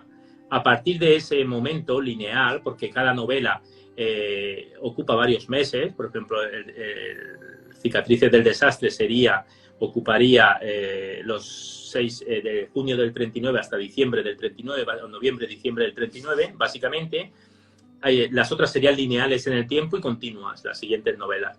En esta novela, a partir de una investigación realizada por dos personajes, que sería uno republicano, un capitán republicano que es policía, que está a punto de ser fusilado, ahí concretamente en Tarragona, en lo que se llama la Torre Pilatos, el Pretorio, o sea, un edificio romano que sirvió de campo de concentración también de prisioneros republicanos. Se le encomienda una misión a dos policías, uno republicano y otro del ejército franquista. De hecho, es el policía o el militar del ejército franquista el que reclama la ayuda del republicano. Entonces, claro, no sabemos por qué. En esta novela no sabremos por qué lo reclama. En la segunda hay una segunda parte, ya nos enteraremos. Pero bueno, las investigaciones de unos capitanes que están siendo ejecutados de una forma muy brutal, porque les cortan la cabeza y los torturan de una manera muy brutal, Entonces, primero llevan a sospechar de un comando republicano, tienen diferentes hipótesis. Pero claro, estas hipótesis se van viendo rotas cada vez cuando resulta que hay otros capitanes del ejército republicano que también están siendo asesinados de la misma manera. Entonces, cuando descubren esto, ya no sospechan tanto de un comando republicano, sino que ha habido alguna cosa anterior que posiblemente ha unido a estos capitanes en algún momento de la historia. Y ahí va la investigación que lleva hacia el desastre anual. En la novela, aparte de esta investigación que se irá desarrollando a lo largo de sus páginas, encontrarán que todo el proceso del desastre anual. Encontraremos otros personajes que comienzan en el año 19 y poco a poco vamos viendo cómo la zona del norte de África se va enrareciendo todo el ambiente, las tribus rifeñas se van juntando, se comienza a oír el nombre de Abdelkrim, que las está uniendo. Y entonces, el 8 de junio concretamente, son hechos históricos esto, cuando van a montar uno de los puestos, el problema que tenía es que las tropas estaban mandadas por el general Silvestre y quería llegar hasta la bahía de Alhucemas. ¿Y qué pasaba? Que un puesto militar y otro estaban muy separados. O sea que si uno tenía problemas, era muy difícil que recibiera ayuda de otros puestos militares. O sea que todo era como un castillo de naipes, que a la que cae un puesto, comienzan a caer uno detrás de otro, que eso fue el desastre anual. Resulta que el 8 de junio van a montar un puesto en la colina de Barrán y son atacados antes de montar el puesto y matan a todos los españoles, a los que no consiguen huir. Bueno, unos cuantos españoles y tropas indígenas que ayudaban a los españoles. Este podía haber sido un sistema, una alarma para el ejército, pero no supieron poner fin, no supieron decir, oye, vamos a poner medios para que esto no vuelva a suceder. De hecho, cuando atacaron a Barrán, las tropas fueron a un puesto que había al lado del mar, que era Sidi Idris, pero ese puesto estaba mandado por el comandante Benítez, uno de los personajes de la novela, que era un buen militar. Es decir, que hay que reconocer que hubo una serie de militares que dieron la talla en el desastre anual y hubo otros que fueron un desastre también. Entonces, aguantaron el tipo y pudieron repelir los ataques. Pero ¿qué pasó? Que el ejército español pensó que eso había sido una cosa puntual, cuando no había sido puntual, porque las tropas rifeñas se apropiaron de los cañones que habían llevado a Barrán, los prepararon ya y entonces comenzaron el 21 de julio, que el 21 de julio se cumplirán 101 años del desastre anual, o sea, hoy estamos de aquí una semana justamente, se habrán cumplido 101 años del desastre anual. Pues las tropas rifeñas bombardearon Igueriben. Igueriben es un puesto un poco más arriba, a 4 kilómetros de Anual. ¿Qué pasa? Que ese puesto lo habían creado allí y no tenía ni agua, todas las provisiones de agua, como la mayoría de los puestos, las tenían que traer de fuera. Claro, si tú te rodean las tropas, lo que era una arca mora, una arca son tropas moras, te rodean y están bien protegidas y tal, ¿cómo llevas agua allá? Por ejemplo, en una de las veces que intentaron llevar agua murieron 70 personas, uno de los días. Y la gente que había en el puesto de Igueriben casi no tenían comida, tenían muchísima sed, era uno de los veranos, el verano posiblemente más caluroso del siglo. A veces se tumbaban desnudos por la noche allí en la tierra a ver si se refrescaba un poco. Se bebían lo que era el líquido de las latas, por ejemplo, de sardinas o lo que sea. Se bebían los orines también para intentar sobrevivir. Decían que si le ponían azúcar estaban más buenos, o sea que también. Y se defendían como podían de las tropas moras. En ese puesto estaba el comandante Benítez, que meses antes había evitado el asalto a Sidi Idris. Era un buen comandante, era malagueño, concretamente, tiene una estatua ahí en Málaga. Recomiendo a la gente que lo mire en internet porque creo que es una persona que yo lo valoro mucho en la novela, es uno de los protagonistas históricos y creo que hizo lo que pudo en aquel momento tan complicado. Llegó un momento que están tan rodeados y las tropas que había en Anual no podían subir porque están rodeados en las montañas, porque había unas vaguadas y había unas depresiones, y ahí arriba estaban las tropas moras con los rifles. No olvidemos que los rifeños tenían, y muchas veces tenían armas porque los mismos españoles se las habían vendido o se las habían dado por diferentes pactos, y eran los mejores tiradores de África. O sea que no eran cuatro matados aquellos, sino que tenían buena puntería y tenían las mejores armas, porque cuando le compraban un arma a un español, no le compraban una mala escopeta, le compraban la buena. O sea que ellos estaban armados, estaban preparados y estaban unidos. ¿Qué pasó? Que llegó un momento que ya el comandante Benítez ya mandó un mensaje al general Silvestre, que llegó ese día, llegó al puesto Anual y le dijo, nos quedan 12 balas de cañón y cuando tiramos la última ya podéis disparar aquí porque estaremos luchando a muerte, ¿no? Y eso es uno de los títulos de los capítulos, las 12 balas de cañón, que es histórico. Salieron de allí como pudieron, cuando acabaron prácticamente las municiones. Cada uno de los soldados incluso llevaba 15.000 pesetas que eran del ejército para que los que llegaran vivos pudieran entregarlos allá. De todos los que salieron de Igueriben llegaron 10 o 15 personas como mucho Anual. Es decir, todos los demás murieron allá. O sea que fue un desastre en toda regla. Realmente se hicieron varios intentos de llevarles agua. Hubo un momento que le intentaron llevar hasta se cayeron unas balas de cañón y el capitán que las llevaba con su tropa bajaron al barranco a cogerlas a mano y pasarlas a mano hasta el puesto. Quiero decir que era muy dramática la situación. ¿Qué pasó? Llegaron a Anual y allí estaba el general Silvestre, que por cierto mandó a su hijo en coche hacia Melilla, porque ya veía que la cosa se ponía mala. Y entonces allá las indecisiones del general Silvestre no tenía claro qué tenía que hacer. Porque decía, vamos a defendernos, vale, pues vamos a defendernos. No, nos tenemos que ir. Entonces los otros decían, pero es que tenemos municiones para 6 días. Si vienen aquí los moros, aquí no sabemos qué vamos a hacer. Mandó mensajes a Berenguer, que era el jefe de toda la zona norte, pero Berenguer estaba en otra zona luchando también contra otras tropas, digamos. Pero era tipo de guerrilla y Berenguer no tenía esos problemas. Resulta que al final, sin avisar, que eso fue un fallo, a los mandos intermedios, a los capitanes, a los sargentos, tenientes, deciden evacuar Anual. ¿Qué pasó? Pensar una cosa. Los soldados que habían en África en aquella época eran de reemplazo y casi todos eran novatos. O sea que hacía pocos meses que acaban de llegar a África con una espardeña, como se dice. O sea, mal calzados, mal vestidos, pocas municiones, etcétera, y un estado de ánimo por los suelos. Los veteranos justamente los habían licenciado hacía poco tiempo. Entonces, claro, cuando vieron venir a 6.000 rifeños preparados, armados, no sé qué, empezaron a salir todos de Anual ya porque las órdenes eran contradictorias, algunos decían que había que salir, algunos habían empezado a salir, en fin, comenzaron a escaparse todos de allá. El general Silvestre, se dice, es la teoría que mantengo en la novela, bueno, nunca apareció su cuerpo, se suicidó allá en Anual. Hay otros que dicen que no se suicidó, pero bueno, el caso es que las diferentes fuentes que he recogido parece ser que se suicidó, que además les dijo al soldado, uy, que viene el coco, y se metió en su tienda y se pegó un tiro. Bueno, esa es la historia que yo he recogido porque es lo que más he encontrado dentro del contexto histórico. Pero ahí no acaba la desgracia de Anual.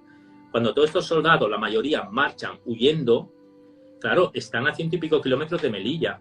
Entonces tienen que ir por un desfiladero, el desfiladero de Izumar. ¿Qué pasa? Ahí lo explico muy bien y intento poner al lector en el punto de vista de los soldados que huían. Claro, en ese momento que están huyendo por Izumar, por un desfiladero, resulta que todas las tropas moras que eran de soporte de los españoles, de ayuda, se volvieron contra los españoles. O sea, tus aliados se vuelven contra ti en ese momento. Y desde arriba, desde el desfiladero donde estaban, empezaron a disparar a los españoles que estaban huyendo por el desfiladero. Imaginaros ya el terror que tenías huyendo por allá y encima te empiezan a disparar y si caías herido, apáñatelas como puedas, porque venían y te torturaban o te podían hacer cualquier salvajada. O sea que no tenías esperanza de vida. Entonces, claro, mis personajes están pasando todas. Hay un personaje que está en Igueriben, que llega Anual, y con otro personaje, y también de la novela, que pasan por Izumar, llegan a Bentier, que es otro puesto. Bueno, arriba de Izumar, hay que reconocer, estaba la caballería de Alcántara, del teniente coronel Primo de Rivera, hermano del dictador Primo de Rivera, después, y tío de José Antonio Primo de Rivera, que fue de la Falange. Hay que reconocer que estos hicieron un gran trabajo, o sea, eso se llevó la laureada, porque la máxima condecoración que se da a nivel español, porque resulta que él pudo contener a las tropas con la caballería de Alcántara. Entonces, ¿qué hicieron? Desde allá los españoles fueron hasta Bentier, donde había un capitán, y el capitán Lobo, iba llamando a Melilla continuamente para que le dieran instrucciones. Dice, ¿qué hago? ¿Aquí aguantamos o nos vamos? Pero claro, pasaban incluso comandantes o coroneles por allá y no se paraban a tomar mando del puesto. Entonces el capitán Lobo no tuvo que decir, bueno, aquí nos vamos todos porque llegan esto y nos van a masacrar. Y lo que iban haciendo, que eso fue un error, como se ha visto después, es que iban quemando los puestos militares, para que, claro, en Bentieva había muchas armas españolas, pues las quemaban para que no cayeran en tropas en manos de los rifeños. Pero claro, al mismo tiempo que tú lo quemas, estás llamando a los otros diciendo, ya nos estamos yendo, los otros ya sabían que se estaban yendo y los estás atrayendo. Desde allá, las tropas volvieron a marcharse de cualquier manera, como pudieron, hasta Dardrius. Y allí estaba el coronel Navarro, el teniente coronel Navarro, no, general Navarro, perdón, que fue capturado después por los rifeños y por el cual se pidió un rescate. Y era un buen sitio para defenderse, Dardrius. O sea, era un sitio que pues, tenían agua cerca, yo creo que podían haberse aguantado, pero claro, no tenían esperanza de que llegaran tropas de refuerzo, porque aquello estaba muy abandonado. Y lo máximo que vino después fue la legión, unas pocas tropas, pero bastante tiempo más tarde. Entonces allá el general Navarro, también después de indecisiones, también mandó marchar. Y entonces se fueron y cada vez eran hostigados por las tropas rifeñas. Por ejemplo, en el río Quer, donde les esperaban las tropas rifeñas y los fueron también, les iban disparando, los soldados pasaban como podían, imaginaros una huida detrás de otra huida, prácticamente. De hecho, las ambulancias que se habían llevado las heridas se lo encontraron por el camino con todos asesinados por las tropas rifeñas, o sea que fue ellos mismos más miedo todavía. Muchos mandos se arrancaban los galones para pasar desapercibidos porque sabía que si eran mandos los podían torturar más o lo que fuera, o sea que también hubo cobardía de mucha gente. Y aquí los que hicieron un gran trabajo fueron las tropas de la caballería de Alcántara de Primo de Rivera, que para que las tropas pudieran pasar por el río Quer, un río que estaba un cauce seco, que estaba allá, y estaban los rifeños en el otro lado disparando, fueron a la carga contra los rifeños. ¿Qué pasaba? Que fueron sabiendo que iban al suicidio, pero sabían que iban al suicidio, pero tenían que salvar al ejército, que lo fue. Por esto la caballería de Alcántara y el teniente coronel Primo de Rivera tienen la cruz laureada. Entonces fueron atacando a los rifeños. Claro, pero ¿qué pasa? Que los rifeños había muchos. Y las tropas del teniente coronel Primo de Rivera, cada vez que hacían una carga, moría más gente. Cada vez habían menos. Cada vez estaban más agotados. Los caballos ya, al final, ya no iban al galope, ya iban al trote, casi caminando para luchar contra los rifeños. Al final pudieron marchar y fueron hasta Monte Arruiz. ¿Qué pasó? Que me hizo gracia porque una alumna, cuando lo expliqué en el instituto, dice, yo soy de Monte Arruiz. Y entonces aproveché para preguntarle sobre el tema. En Monte Arruiz quedaron como 3.000 españoles. Y entonces allá, entre otras cosas, la única ayuda que tuvieron del ejército, que fue algunos aviones que igual le tiraban bloques de hielo, que igual podían caer dentro de Monte Arruiz o podían caer fuera, algunas armas que podían caer dentro como podían caer fuera, con poca precisión. El caso es que estuvieron allá, concretamente una explosión le arrancó el brazo al teniente coronel Primo de Rivera, que tuvo que le tuvieron que amputar el brazo sin anestesia, y así a pelo, y si no recuerdo mal, con una navaja a afeitar. O sea que imaginaros del tipo cómo estaban allí los hombres desesperados, hambrientos, destrozados, aterrorizados, claro, todo esto. Y bueno, y aguantó, porque él dijo, haga lo que tenga que hacer y ya está. Pero murió a los 3 días por gangrena.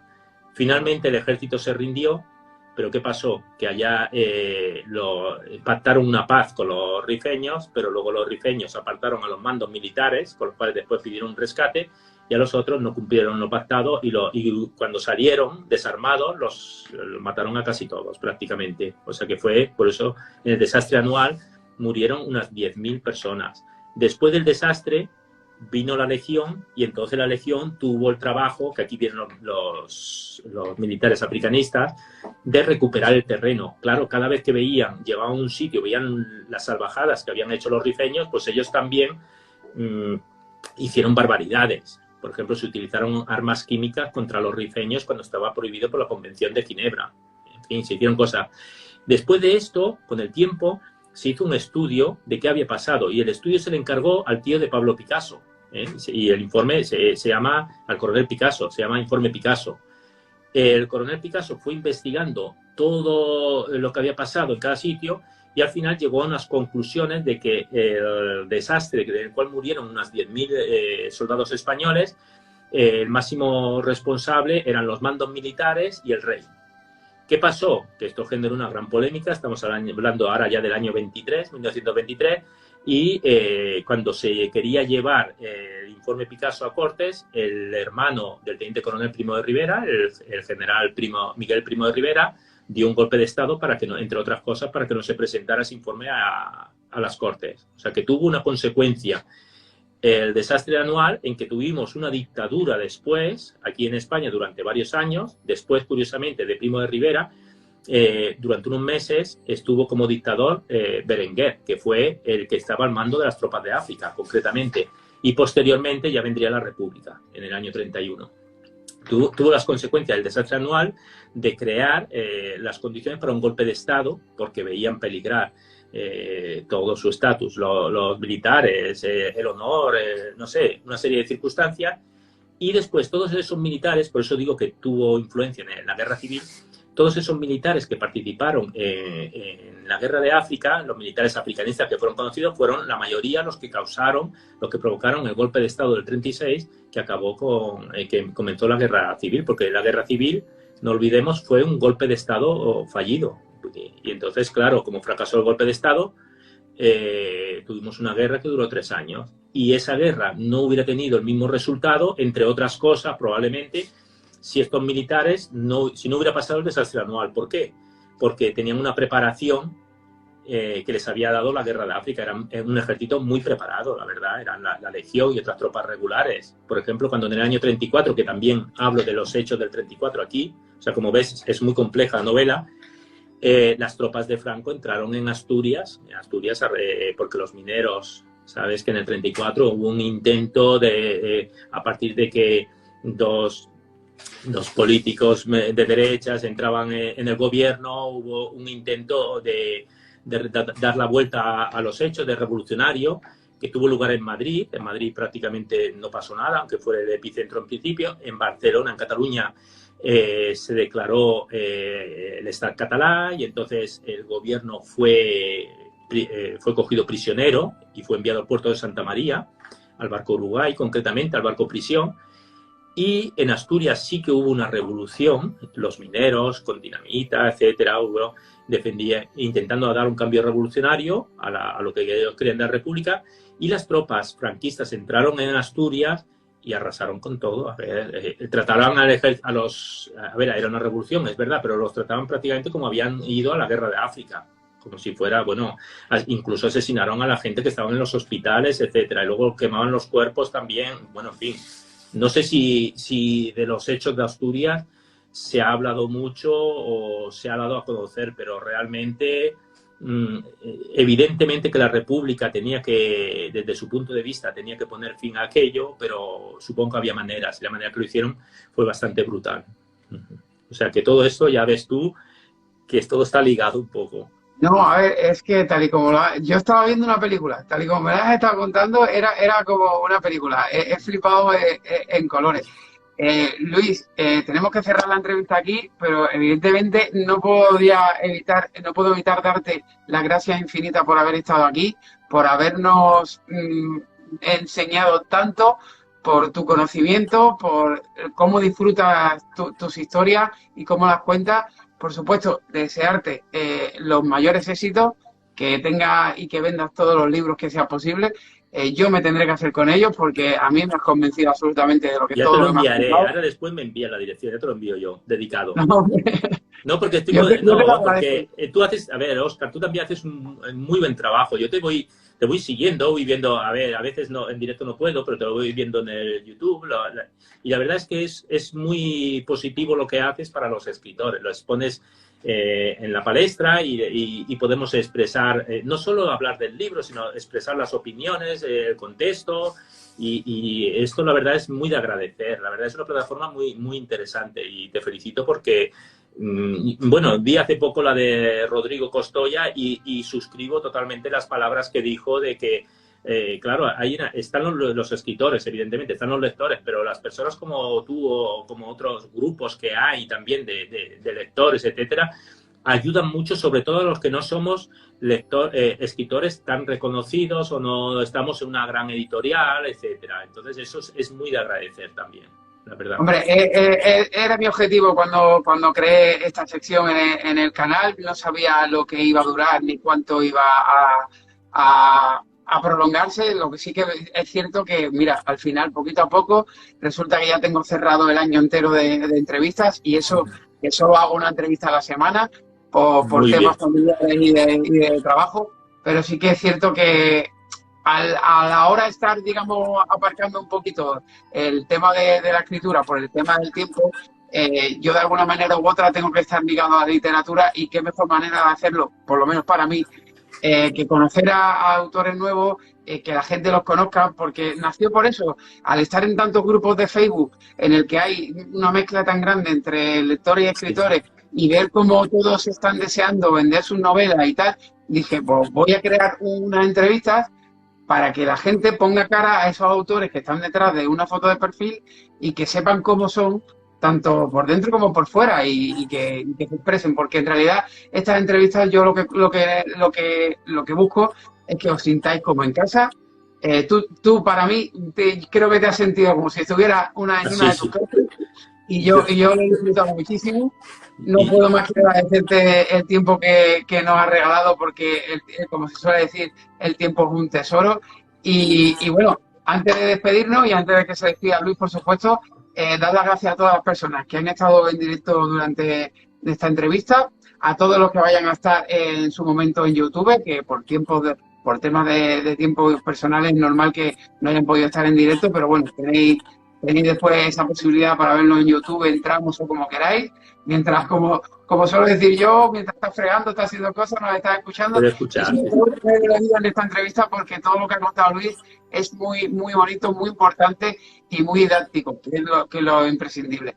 Así que nada, ya lo que estoy por YouTube, como suelo decir siempre, un like si os ha gustado esta entrevista, una suscripción para que el canal vaya subiendo y sobre todo para que podamos seguir ayudando a autores como Luis, que lo que buscamos es autores noveles que vayan promocionando sus novelas y vendan todo lo posible. Y nada, para cerrar la entrevista, Luis, muchísimas gracias de nuevo por aportar todo tu conocimiento a esta entrevista. Y nada, despídete.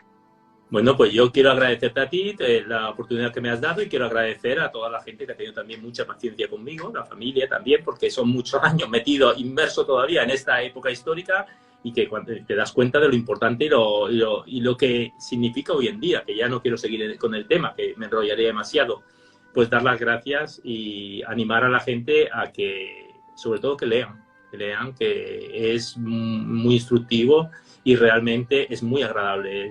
Realmente hay pocos placeres comparables a la lectura. En fin, muchas gracias. Una cosita que se me olvida, que es muy importante, que nos digas dónde podemos adquirir esta primera novela. Que se puede adquirir en cualquier librería. Ajá. Si tú llevas, por ejemplo, aparte de la web de la editorial, que está también también está en digital, por si a alguien le interesa, la puedes encontrar en Amazon también, pero en cualquier librería, si no es posible, porque como son tiradas pequeñas, no la tendrán, pero la pueden pedir y tiene un sistema de distribución bastante rápido, que yo creo que en 2 o 3 días la pueden disponer de ella. O sea que no es apuro por pedir la novela. Pues espero que así sea, que tengan muchos pedidos después de esta entrevista, que es mi objetivo también. Y bueno, por lo menos que la hayas pasado bien, que es lo importante, que espero que la hayas pasado bien y te hayas sentido como en casa. Y nada, ya te lo he dicho, esta es tu casa y cuando quieras y cuando tú puedas y podamos combinarnos uno y otro, aquí tienes tu casa para seguir hablando de tus historias. ¿Vale, pues muchas gracias, Óscar. Gracias a ti. Venga, un abrazo. Adiós.